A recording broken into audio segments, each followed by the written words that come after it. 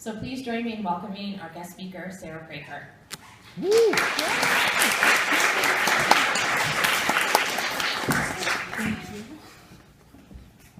Thank you, Julia. Hi, guys. Hello. So thank you so much for inviting me.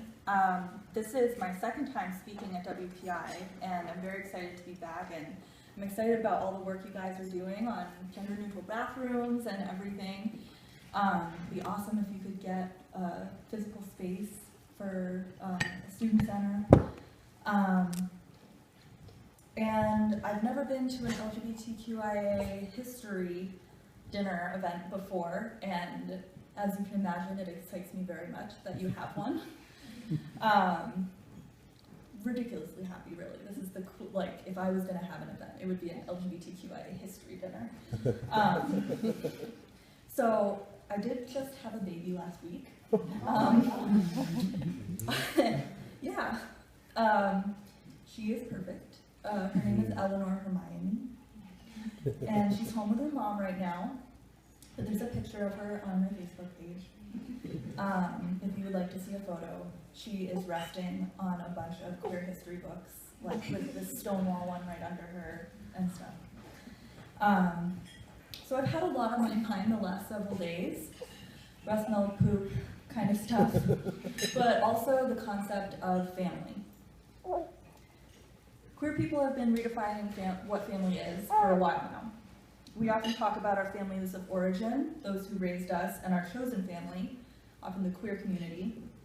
Culturally, that was really popular wording in the 1970s, 80s, 90s, talking about your chosen family.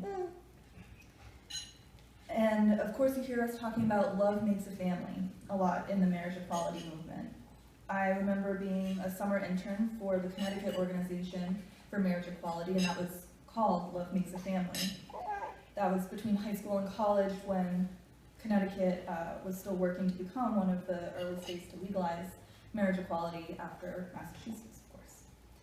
And love is definitely one of the things that makes up a family. And we know family is made in all kinds of ways, biology and marriage being just a few of many. So when we talk about a larger queer family, it makes sense that we look at more than biology when we talk about our ancestry. I truly believe that all queer people, and I'm using queer here in the most inclusive umbrella sense of anyone not entirely 100% straight or cisgender, are all related in a sense. When I think of my heritage, I'm more likely to think of Sappho from over 2,000 years ago on the Greek island of Lesbos than the Russian ancestors who have actual biological relation to me. When I visited that island 10 years ago, I saw it as a pilgrimage. The propeller plane from Athens landed at a tiny airport surrounded by that turquoise water you see on postcards. Everything was so quiet and peaceful in the capital of Mytilene. I had a drink on the beach near a statue of Sappho. If we went there today, we wouldn't be far from the Syrian refugee camp. The next day, I took a 3-hour bus ride to Skala Erissos on the opposite side of the island. It was all farmland, not a trace of queer culture, and in fact pretty conservative from what I could tell. A couple years after my visit, actually, some residents of Lesbos sued the Greek LGBTQ rights group for use of the word lesbian, because a person from the island of Lesbos is a lesbian with a capital L, and they didn't like that the word lesbian was being used to mean something else, and they lost. But that's where we get the term lesbian. It really means that we're descendants of Sappho of Lesbos. When I got off the bus at Skala Erissos, which is the birthplace of Sappho, the rainbow flags appeared. Instead of mostly men, like in the countryside, here it was mostly women. I was there for a festival, but the whole town was still much quieter than, say, Provincetown, especially P-Town for a festival. I swapped lesbian drama stories at the hotel with women from around the world, including one closeted under Don't Ask, Don't Tell. They had me beat by far. I spontaneously decided to get my first tattoo from a guy on the street while I was there. A black triangle, a lesbian pride symbol reclaimed from the Holocaust. You may know that Nazi concentration camp prisoners wore uniforms with badges on them that categorized them by their offense, by color. a green triangle for criminals, a red triangle for political prisoners, 2 yellow triangles over each other to form a star for Jews.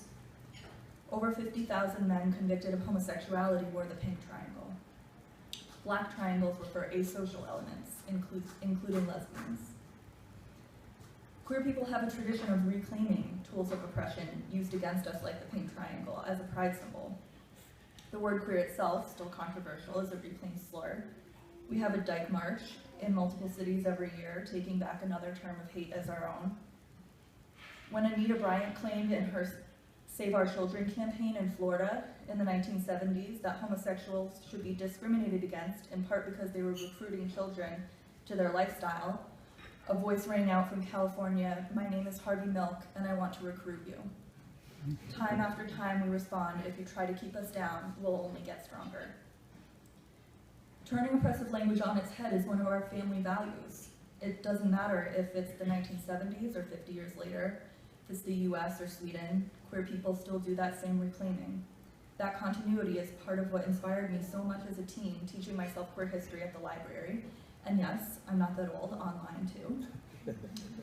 When I would read about Sappho's love for other women, it was the same as mine. When you find a love letter between 2 young men from 300 years ago, they talk about how excited they feel, how confused they feel, how horny they feel, how scared they feel. It's all the same as today. When I read about someone cross-dressing in 19th century Africa, I know that they're a part of something bigger than themselves because cross-dressing has been documented in every century on every continent. This family of people doing the same things, feeling the same ways, holding the same values, stretches back through all of human history. We have our own traditions, our own holidays, our own legends. Think about the phenomenon of the Pride Parade.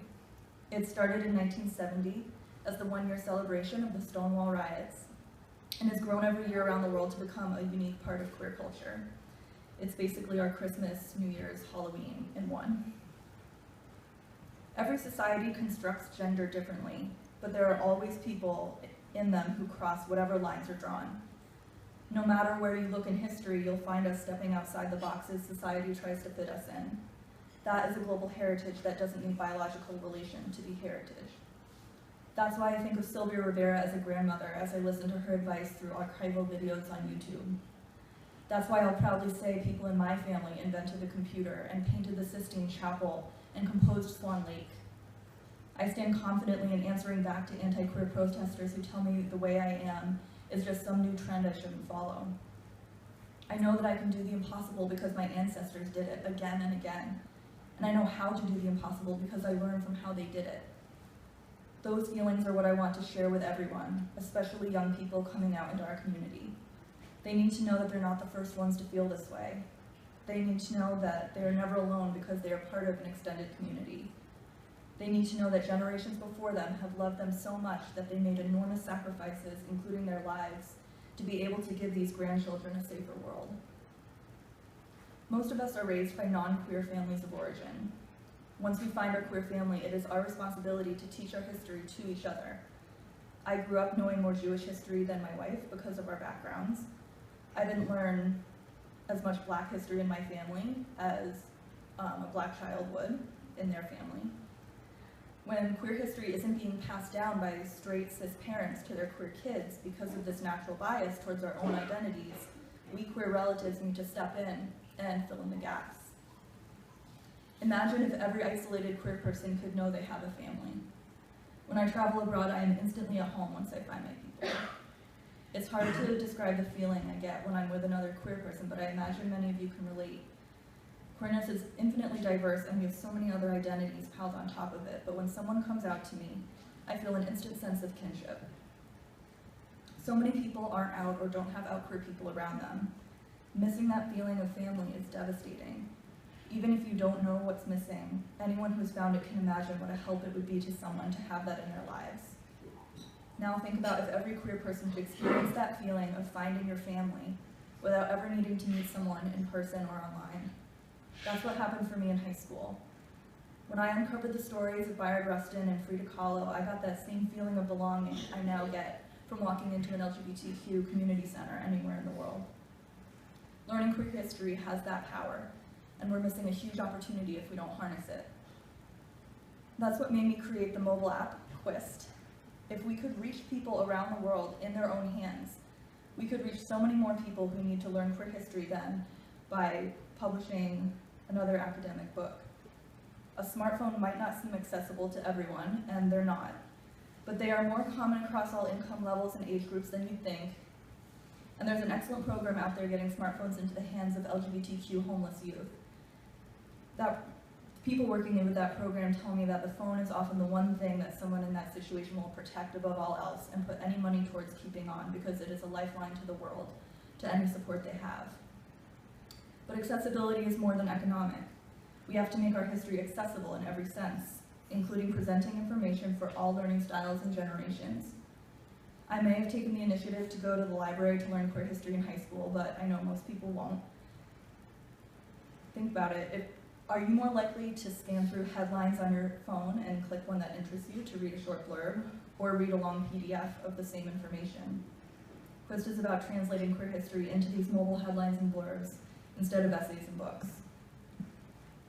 I've talked about how I feel welcome walking into any LGBTQ community center in the world, and I recognize that's possible in part due to my white and cisgender privilege. An online space like Quist must be welcoming for all queer people. Any group telling queer history must do their due diligence in telling all history. If a trans woman of color seeks out her history and finds only the stories of white, gay, cis men, we have failed. More than that, we have committed an act of violence by denying a person access to something that could help her, and we've insulted the many trans women of color from history to whom we owe so much. When I started researching the historical facts that would make up the Quist app almost 4 years ago, I found what you might expect in the existing resources: a predisposition towards the US and other Western countries, a bias favoring white people, an erasure of bisexuality, and a lack of transgender representation. If you just take the research that's out there, you will end up telling the same stories over and over. Anyone looking into our heritage must seek out each specific community's history on its own, because you won't find them all in the general LGBTQ history books and websites. Go to the Latino GLBT History Project's website and the transguys.com FTM history online timeline, and the asexual history section of Avon's Wiki. If you don't find anywhere where you feel represented, do the research yourself. You shouldn't have to, but if you take the initiative and discover the stories on your own, it'll be worth it. Learn the queer histories of the countries your biological ancestors come from. Every single person of any combination of identities can find themselves reflected in a queer ancestor. And to the many allies here tonight, it's your responsibility too to learn and teach this history to anyone who will listen. Think of queer history as another resource you can point people to, whether it's a queer person needing support or a potential ally willing to be educated. 8 months from now, on May 23rd, my other baby will be born. Queer There and Everywhere will be published by HarperCollins. And as Julia mentioned, I tell the stories of 22 individuals who have inspired me and who helped to tell the diverse history of my ancestors through their own lives. Some are queer activists, but most are ordinary people who did extraordinary things. You'll have never heard of many of them, like Lagavis and Mercedes de Acosta. A few, like Abraham Lincoln, will be familiar. It is written for a young adult audience, meaning it's actually fun instead of academic. I drop the F-bomb in it. We talk about sex. And you can pre-order now at sarahprager.com. So I'll leave you with this. Find your grandparent. There is a fairy godparent figure out there waiting for you to be inspired by them, pun intended. For my wife, it's Eleanor Roosevelt, who challenged the definition of what it means to be a woman in the world and who inspired our daughter's name. For me, there are too many to list, but I always think of one of Sappho's lines of poetry in contexts like this. I believe someday they will remember us. Thank you.